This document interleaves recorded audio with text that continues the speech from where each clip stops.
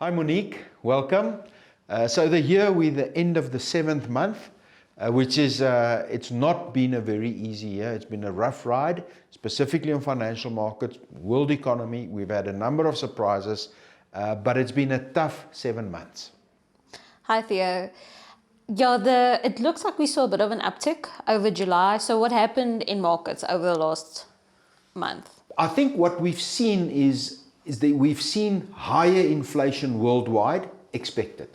We've seen interest rates going up worldwide, expected. We're seeing world economies contracting, expected. So it's almost that old story in terms of the markets were expecting that the inflation is going to be higher. Markets were expecting interest rate hikes. Markets were expecting slowdown in economies. The question you have to ask yourself is, if you look at these factors, there's two elements here. Number one, is the market discounting what we're currently seeing, or is the market optimistic or pessimistic? That's the one side of the coin. The other side of the coin is, if you then say this is what's happening in the world economy, how does that correlate to what's happening in our portfolios, and how's portfolio structured? So let's first look at the economy and what the markets are looking at. The world was struggling with inflation, growth, and will central banks be able to balance these factors out? With the war in Ukraine starting on 24th of February, this pressure on inflation got a lot stronger, and that you can see in the oil price, in the shortage of commodities. You can also add to that the fact that the zero COVID policy in China from time to time disrupts value chains, which we are seeing now again. Therefore, goods and services struggle to reach their destination on time. But what we are seeing in the economy is the world's central banks are hiking interest rates to try to get this inflation to turn. When will inflation turn? I don't know. What are we seeing? Certain commodity prices are turning. Are we seeing economies slowing down? Yes, we are seeing. We're seeing the US now at 2 quarters of negative growth. So we are seeing those factors playing through. So now let's go into the markets. You noted that we actually had a strong July. That was a July where we had higher inflation than expected, where we had hikes in interest rates, where we had a slowdown in economies. We had 2 negative quarters now in the US. So against that background, markets actually performed strong. And the lesson there is that markets trying to discount what is going to happen. The economic numbers tell you what has happened. So the point that you have to ask yourself, is markets optimistic or pessimistic going forward? Because the current situation is in the markets. So let's now look at the portfolios. How does these play into a portfolio? And I'm going to use the example of a stock standard balanced portfolio, like the portfolios we have in our balanced mandates. Those portfolios has cash on the one hand, so therefore higher interest rates will benefit the holder of those portfolios. Those portfolios has long-term capital market instruments in those portfolio, bonds. We know where the bonds rates are. They give you a real return currently. That adds to the portfolio. That portfolio also has a mix of equities, both local and international. The point with equities is equities will be volatile in these uncertain times. But over the long term, that equity portion, yes, it's more volatile. And sometimes you see the equity portion coming down handsomely. It can also recover handsomely. But in the medium to longer term, that's where your inflation protection will lie, is in the equity component. So those portfolios are structured because we cannot predict what will happen. This is a long-term investment. So we have to get the vehicle structured in a way that it can be a long-term asset through volatile markets. And that's what we are seeing now. So I am comfortable with the structure of those portfolios. I'm comfortable with the building blocks in those portfolios. And I think you will see, even in a month like July, when it's actually a month of negative news, of higher interest rates, of the US going into a technical recession, that is a month that portfolios are actually outperforming. So one must be very careful to relate economic numbers to performance of portfolios.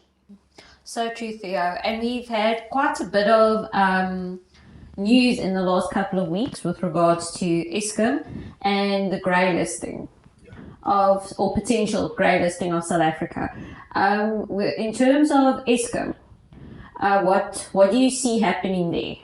Look, I think the president in the last week of July made a very strong statement, and that was basically a set of ideas that is, and this is important for people to note, and we need to watch this carefully, that was against current ANC ideology.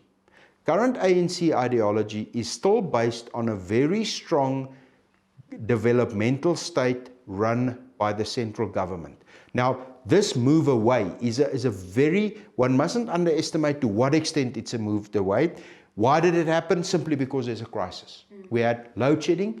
Eskom in its current format cannot do what needs to be done. And there's a few factors here.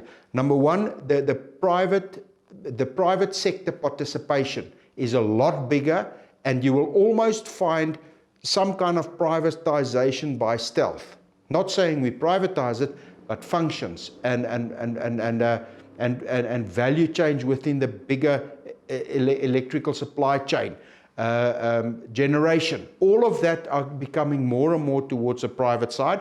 And there's also very strong indications, and this has not been formally announced by government yet. So note that government will, in the medium-term budget framework in October, Treasury will take a portion of Eskom's debt off Eskom's balance sheet.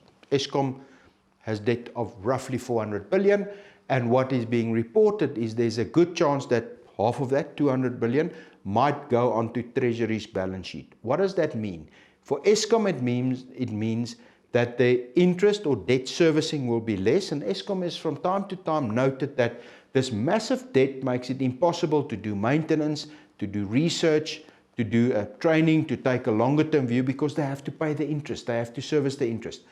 What happens to me and you now is, in any case, the South African government is, that debt that lies on Eskom's balance sheet is me and your debt, in any case. We will, in any case, as a taxpayer, have to pick that up. However the mechanism is, it's our debt. So what the idea is to move it onto Treasury, it's in any case our debt, but give the Eskom management a bit more leeway. And then what we are seeing from an ideological point of view, the views that was expressed now need to find their way, first of all, through ANC policy and be accepted as the way forward. But secondly, government, the departments, needs to buy into that and get the process going. My view is it was a big step in order to get South Africa back where we've got reliable, predictable energy. Unfortunately, is going to take time. It's not going to happen overnight. It's going to take time, but at least this for me is the biggest step forward for getting reliable energy going forward. But I do think we also have to appreciate government's come a long way in this. Some of these announcements would never have been expected 5 or 10 years ago. Yes, I think the penny has finally dropped for the government, because who would have thought in their wildest dreams that the government would approach Solidariteit for a list of candidates of who can assist and who has the knowledge and the expertise to assist them in getting out of this hole that they've dug themselves into. That's what I mean. This has been a big shift. Now, a crisis resulted this. One would have hoped that it would have come from a natural process of forward thinking, but this crisis necessitated these steps, and hopefully we are now starting to see light at the end of the tunnel, and hopefully that light will be Eskom being able to keep our lights on for longer, and in the long term being a predictable supplier of energy. But that's the one thing. The other point is, we're seeing more and more stories and newspaper reports about South Africa being grey-listed. And I think we just need to put that into perspective. Roughly, what does that mean? What history do we have? And is there any way we will change our advice based on that? So first we need to look at what greylisting is. So greylisting is South Africa would be placed on a list, which Mauritius was on 2 years ago, and they've subsequently been taken off that list. So it means that our legislation with regards to terrorist financing and money laundering isn't necessarily up to scratch, and offshore jurisdictions will have to do an enhanced due diligence on any capital or money coming out of South Africa from whichever entity, being it a company or a trust or an individual. So it does not necessarily mean that we won't be able to invest capital offshore. It just means that it might be a bit more of an administrative burden, and there might be an increase in transaction costs. There is also a risk that certain countries in the EU, and the UK and the US might decide to completely blacklist South Africa and say no, but they're not doing business with South African entities anymore. We saw what happened with Mauritius in 2020 when they were grey listed. Is one of the big banks that we do most of our offshore trades through. They still did business with Mauritius. And they gave Mauritius time to rectify the situation. Yeah. So this process started in October last year, where the FATF approached South African government and said, your legislation is in place, but there are certain holes or gaps in the legislation and how they actually prosecute money laundering crimes and terrorist related crimes. So that's something that they need to look at. So there are certain gaps, and they've given us until the end of October 2022 to address it. And then if they still find that by the end of October that we haven't made the necessary changes or taken the necessary steps to make these changes, then we will be grey listed in the February document that they release. But the point is, so first of all, the South African government has time until October to rectify the situation. If the situation is not rectified, we go on what's called a grey list. That gives us additional time to rectify the situation. If we look at what happened with Mauritius, which was grey listed, is nothing changed, or international banks were still doing business with them in that grey listing period, to give them the grace and the time to rectify what needs rectification. So from my point of view, yes, we need to perform. We need to do what's needed. But let's say we fall short. Let's say we don't get everything in time. The point is we will be given a grace period, and in that grace period, we will be allowed the necessary time to do what needs to be done. So from an advice point of view of this point, there is no reason for us to change our preferred international banking partners. There's no reason to change our preferred international investment vehicles. That is still way off. We will follow the situation. We will make sure that whatever can happen, we will take precautionary measures early on. But at this point in time, although this is a sword that we will need to manage, Treasury is taking it extremely seriously. I think they want it done. We've also seen the Reserve Bank, the Prudential Authority, writing to banks, informing them that they need to tighten up these guidelines. So it's been taken seriously. There is, at this point in time, from an investment advice point of view, there's nothing specifically that we change in terms of our advice, in terms of our portfolios, in terms of our preferred partners, but it is something we will need to watch carefully, specifically in terms of the October deadline, and then what happens post that. But from our point of view, we're watching it carefully. Our first prize is that government gets its act in order, and by the end of October, gets in place what needs to be done in place. In the meantime, we will just make sure that we follow the situation, and should there be a change of advice, we will certainly talk to our clients. At this point, there's no change of advice.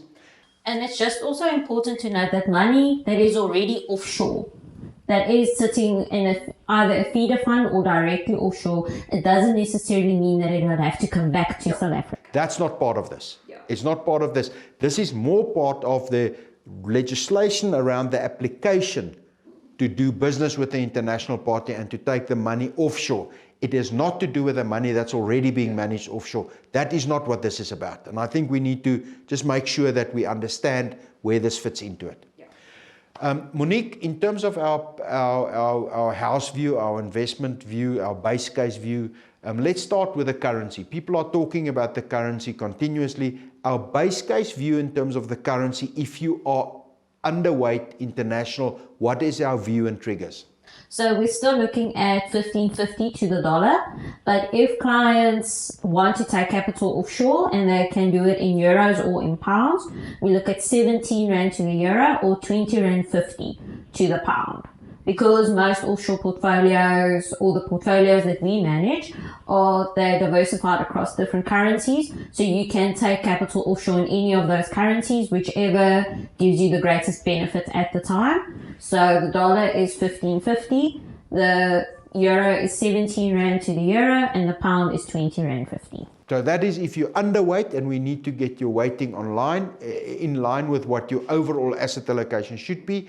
Let's go back to local money put in the local markets, our phase-in view. So with markets still being quite volatile with Eskom and news of the greylisting, and there's quite a bit of noise in the market, we still recommend a phase-in of 6 months on local money just to counter a bit of that short-term volatility. International money? And on international money, even though we take it out at a good level, and we would still recommend phasing it into the markets over a 6-month period. So although we do the current currency transition into the whatever currency of your choice or currency that we agree with you, putting that money into the market will be over a period of time. It's not done on day one. It is phased in over a period of time. Yes, it's also just to counter some of the volatility that we're seeing in offshore markets as well. Well, Monique, thank you very much.